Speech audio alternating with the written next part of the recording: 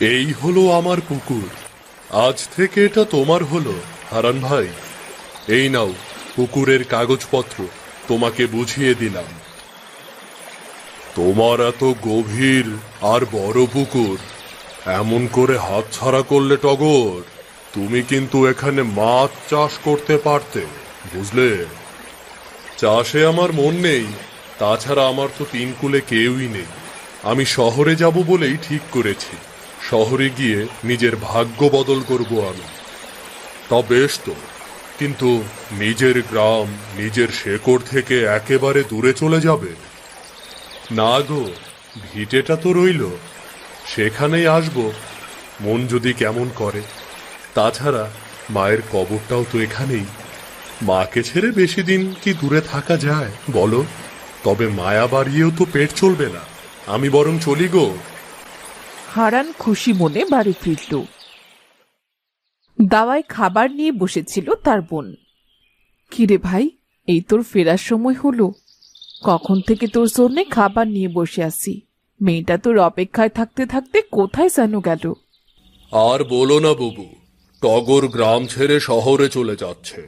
ওর পুকুরটা আমি কিনে নিলাম, তাই তো সব সেরে আসতে দেরি হলো। বুবু, তুমি এই কাগজটা যত্ন করে তুলে রাখো, কেমন? ঠিক আছে, কিন্তু পুকুরটা তুই না কিনলেও পারতি। কেন বুবু? কত বড় একটা পুকুর, গভীর, সস্তাতেই তো পেলাম। তাহলে এমন কথা কেন বলছো? বলছে কি আর সাথে, ওই পুকুরে কোনো মাছ জন্মে না। টগরটাও তো কম চেষ্টা করলো না, টাকাগুলো সব চলে গেল। কোথায় মেয়েটা বড় হচ্ছে তার জন্যে বিয়ের টাকা গুছিয়ে রাখবি তা নয়। আমি তো চিংড়ির ব্যবসা করি, ব্যবসা করে দিনকাল ভালোই যাচ্ছে। আমি ওই পুকুরে চিংড়ির চাষ করব বুবু। চিংড়ি চাষে খুব একটা কষ্ট হবে না, সাথে চিংড়ি যে কোনো জায়গাতেই জন্মাতে পারে। শুধু যত্ন করে খাবারটা দিতে হবে, বুঝলে? দেখ, তোর যা ভালো মনে হয়। আমার বলার আমি বললাম। এমনিতেও বাপের ঘরে বাপ মা না থাকলে মেয়েদের কোনো দাম থাকে না।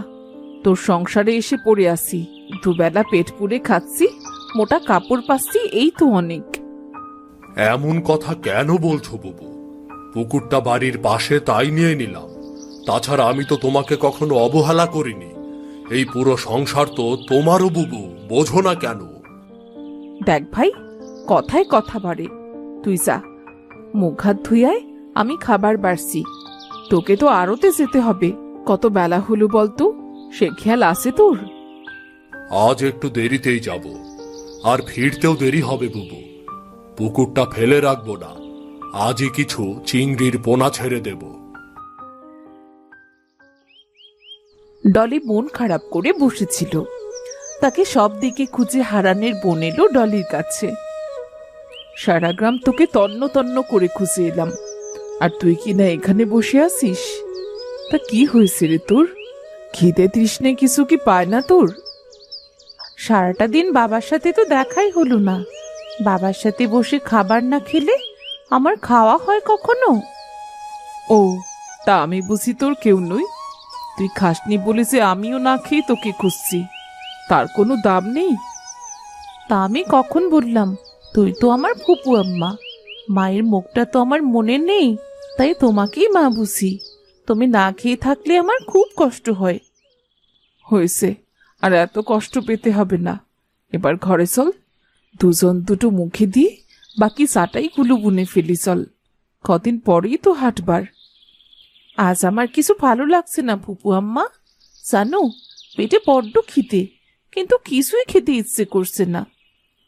কিন্তু আমি যে তোকে খাওয়াবো, তাতে তুই এক থালা বেশি ভাত খাবি। চল, তোকে চিংড়ির ঝাল বড়া দিয়ে ভাত মেখে খাওয়াবো আয়। চিংড়ির বড়া? বাহ, তুমি কি করে জানলে আমার যে খেতে ইচ্ছে করছে না, আর চিংড়ির বড়া পেলেই যে আমি খাবো? তোকে যখন কোলে নিয়েছিলাম তুই তখন এইটুকু ছিলি, তোর ফুপু আম্মা আমি। তোর কখন কি মন চায় আমি বুঝবো না? চল ঘরে চল। ফুপু আম্মা, তোমার কি কিছু হয়েছে? কই না তো, চল চল, তোকে আমাকে নিয়ে অত ভাবতে হবে না। হারান বেশ কিছু চিংড়ির পোনা এনে পুকুরে ছেড়ে দিল। জীবন সাহায্য করলো হারানকে। কাকা, পুকুরটা কিন্তু বেশ হয়েছে, তবে আমার মনটা বড্ড খচখচ করছে গো। কেন রে জীবন, কি হয়েছে? টগর লোকটা সুবিধা নয়।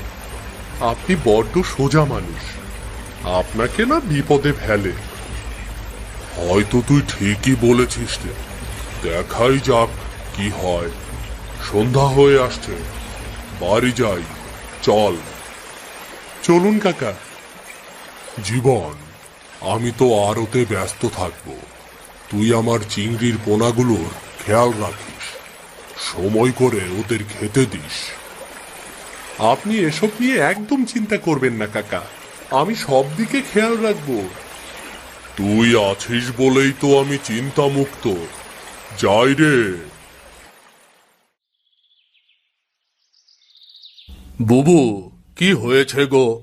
আজ দেখি মেয়ে আমার কথাই বলছে না। ঘরে এলাম, একটু পানিও এগিয়ে দিল না। আমাকে আবার বাপ মেয়ের মধ্যে টানা কেন? রান্নাঘরে আমার অনেক কাজ আছে ভাই, তোদেরটা তোরাই দেখ। ফুপু আম্মা, তোমার আদরের ভাইকে বলে দাও বুড়ো বটলার মেলা থেকে আমার জন্যে কাঁচের চুড়ি আর মুরগি আনার কথা ছিল। পুকুর আর চিংড়ি শখ করে পড়ে সব ভুলে গেছে কিনা। বুবু, মেয়ে তো আমার একটাই, তার কথা ভুলবো কেমন করে? আমি সারাদিন যাই করি, মেয়েকে কি ভুলে থাকি রে? দেখো তো বুবু, এই রূপোর কোমরের বিছা, পায়ের মল আর কাচের চুড়িগুলো কেমন হয়েছে। আরে বাপরে, এত কিছু! কিন্তু রূপোর মল, কোমরের বিছা এসব কেন বাবা? কত টাকা পয়সা খরচা হলো বলো তো? একটু একটু করে গুছিয়ে রাখছি, তোর বিয়ের সময় একেবারে সব দিতে গেলে পুষিয়ে উঠতে পারবো না। আমি এবারে ছেড়ে কোথাও যাব না বাবা। তাও এগুলো আমাকে দাও, আমি যত্ন করে সব গুছিয়ে রাখি। তোর ভালো লেগেছে তো মা? খুব ভালো লেগেছে বাবা, আমার সোনা বাবা, তুমি খুব ভালো। হয়েছে, এবার খেতে আয় তো। আকাশের অবস্থা তেমন ভালো নয়, বৃষ্টি নামবে বলে। হ্যাঁ বুবু, দোকানে সবাই বলা বলি করছিল, এবার নাকি টানা 7 দিন বৃষ্টি হবে। বৃষ্টির পানিতে যদি পুকুরের সব চিংড়ি পোনা ভেসে যায়, তোর তো অনেক লোকসান হবে রে ভাই। ঝুঁকি তো নিতেই হবে বুবু, তবে বৃষ্টি হলে চিংড়ির পোনা তাড়াতাড়ি বড় হবে। এখন এসব কথা থাক, আগে খেতে দাও। আয় মা, খাবি চল, খিদে পেয়েছে ভীষণ। চলো বাবা, তোমাকে ছেড়ে ভাত খেলে আমার পেটে খাবারগুলো হজমই হতে চায় না। তোর বিয়ের সময় তোর বাবাকে সাথে বেঁধে দেব। শুধু বাবা কেন, তুমিও যাবে? নয়তো আমাকে রেঁধে বেড়ে খাওয়াবে কে? আমার চুল বেঁধে দেবে কে? হয়েছে হয়েছে, এখন চল। এতজনকে সাথে নিয়ে গেলে তোর শ্বশুর বাড়িতে যে আমাদের ঢুকতেও দেবে না। তাহলে তো আরো ভালো, আমি তোমাদের সাথেই ফিরে আসবো। ওসব বলতে নেই রে মা। কয়েকদিন পর হারানের চিংড়িগুলো বেশ বড় হলো। কাকা, ও কাকা। আরে জীবন, আমি তো এখনই পুকুর পাড়ে যেতাম তোর কাছে চিংড়ির খাবার কিনে দিতে। সে হবে ক্ষণ, বেশ কিছু চিংড়ি বড় হয়েছে, এবার জাল ফেলা উচিত। বলিস কি রে, এত তাড়াতাড়ি বড় হয়ে গেল? হবে না, যেমন সময় মতো খাবার পাচ্ছে তেমনই বৃষ্টির পানি পেয়েছে। চিংড়িগুলো চড়া দামে বিক্রি হবে। এমন চিংড়ি পুকুরে চাষ হয়েছে ভাবাই যায় না। বেশ তো, চল বাবা, আজই জাল ফেলবো। হারান কিছু চিংড়ি নিয়ে আড়তে বিক্রি করলো বেশ ভালো দামে। আরে বাহ, 3 ভাগের 1 ভাগ চিংড়ি বিক্রি করেই পুকুরের দাম, চিংড়ির পোনা আর চিংড়ির খাবারের দাম সবটা উঠে এলো। বিধাতা এবারে আমার প্রতি সদয় হয়েছেন। যাই, জীবনকে একটা নতুন জামা কিনে দেই। ছেলেটা বড্ড পরিশ্রম করেছে, একটা জামা কেনার কত শখ ছেলেটার, কিন্তু সংসারে সব টাকা খরচ হয়ে যায়। জীবন পুকুর পাড়ে মাছেদের খাবার দিচ্ছিল। তখন সেখানে এলো টগর। কিরে জীবন, এখানে তুই কি করছিস? এটা তো হারানের কাছে আমি বিক্রি করেছি রে। সে তো জানি, কিন্তু তুমি শহর থেকে হঠাৎ ফিরে এলে কেন? ভাগ্যে না থাকলে ঘি, ঠক ঠকালে কি হবে রে? শহরে গিয়ে কোনো কাজের ব্যবস্থাই করতে পারিনি, তাই তো ফিরে এলাম। তা এখানে কি অবস্থা? সব ভালোই চলছে। দেখেছো কি ভালো চিংড়ি ফলেছে? হারান কাকার কপাল বলতে হবে। আমার কপাল পুরে আমি নিঃস্ব হলাম, আর এদিকে চিংড়ির ব্যবসা করে হারান ধনী হয়ে যাচ্ছে। না না, এ তো আমি হতে দেব না। আমার পুকুর আমি ফেরত নেব। চিংড়ির ব্যবসা আমি করব, ধনী আমি হব। উপায় ভাবতে হবে, উপায়। কি এত ভাবছো? চলি রে, অনেক কাজ আছে। জীবনের টগরের কথাগুলো ভালো লাগলো না। তখন একটি নতুন জামা নিয়ে হারান এলো। নে জীবন, এটা তোর উপহার। তুই কত পরিশ্রম করিস। নতুন জামা? কাকা, আপনি সত্যিই কত ভালো। এতগুলো টাকা বেতন দেওয়ার পরও আমার জন্য উপহার এনেছেন। বিধাতা আপনার মঙ্গল করুক। জানিস জীবন, চিংড়ির ব্যবসা করার পরিকল্পনা আমার সফল হয়েছে। এমন চললে ভালো হবে, জানিস। আপনি বড় ভালো মানুষ কাকা। তবে একটা কথা বলি, টগর গ্রামে ফিরে এসেছে। আপনার চিংড়ির এমন ব্যবসা দেখে ওর ভালো লাগেনি। আপনি সাবধানে থাকবেন। আমি আর চলি কাকা। ঠিক আছে, যা। হারান পড়ল মহাভাবনায়। তখন সেখানে এলো তার বোন। আমি ঠিক এই ভয়টাই পাচ্ছিলাম, এখন ও যদি তোর কোনো ক্ষতি করে। দেখ ভাই, ওকে কোনো ভরসা নেই। আমার বুদ্ধির ওপর ভরসা রেখো বুবু। সৎ পথে চিংড়ির ব্যবসা করে আজ আমি এখানে। আমার ব্যবসা আমার প্রাণ, তার দিকে নজর দিলে আমি হাত গুটিয়ে বসে থাকবো না, বুঝলে? ওদিকে টগর জীবনের যাওয়ার পথে গর্ত করে রাখলো, আর সেই গর্তে পড়ল জীবন। ওরে মাগো, ও বাবা, পথের মাঝখানে এমন চোরাই গর্ত কে করলো? ওরে ওরে, কেউ আমাকে টেনে তোলো। আমি যে পায়ের ব্যথায় মরে যাচ্ছি। হায় হায়, আমার পাটা মনে হয় ভেঙেই গেল। হারান এবার একা কিছুই করতে পারবে না। আমি হারানের পুকুরের সব মাছ আজ তুলে নিয়ে পালিয়ে যাব। তারপর সে টাকা দিয়েই শহরে নতুন কিছু একটা করব। বাপ রে, শহরে সবকিছুর দাম আকাশ ছোঁয়া। চিংড়ির কথা আর আলাদা করে বলতে হবে না। রাতারাতি আমি ধনী হয়ে যাব। কপাল এবার পূর্বে হারানের, পূর্বে।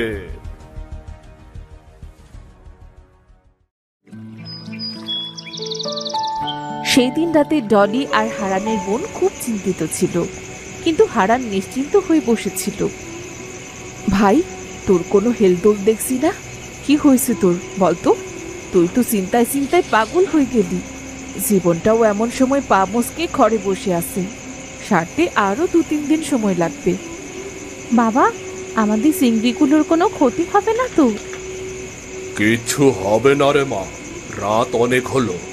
এবার তোমরা খেয়ে নাও।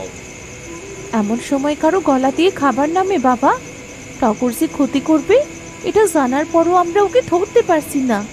কারণ কি ক্ষতি করতে পারে তা তো জানি না।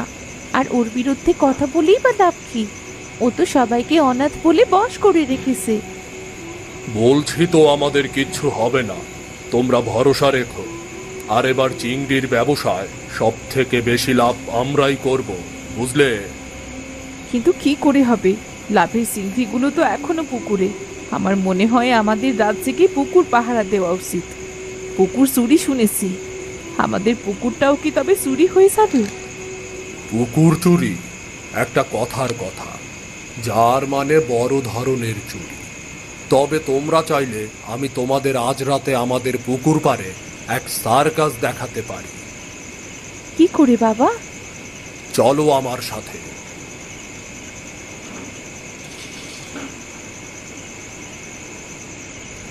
ওরা তিনজন এসে দেখলো টগর পুকুরের এক পাশে জাল ফেলছে আর ময়লা তুলে পুকুরের পাড়ে জমা করছে। এখানে তো চিংড়ি থাকার কথা ছিল, এত ময়লা কোথা থেকে এলো? হায় হায় রে, ময়লা তুলতে তুলতেই আমি মনে হয় এবার পটল তুলবো। টগর সব ময়লা তুলে সাফ করলো, কিন্তু একটি চিংড়ির দেখাও পেল না। সে ক্লান্ত হয়ে পুকুর পাড়ে শুয়ে পড়ল। এইসব কি হচ্ছে বাবা? আমাদের পুকুরে এত ময়লা এলো কোথা থেকে? আর চিংড়িগুলোই বা গেল কোথায়? সব চিংড়ি আমি সন্ধ্যাবেলা তুলে নিয়ে পুকুরে ময়লা ফেলে দিয়েছি, যাতে টগর পুকুরের আর ওর মনের ময়লা একসাথেই পরিষ্কার করতে পারে।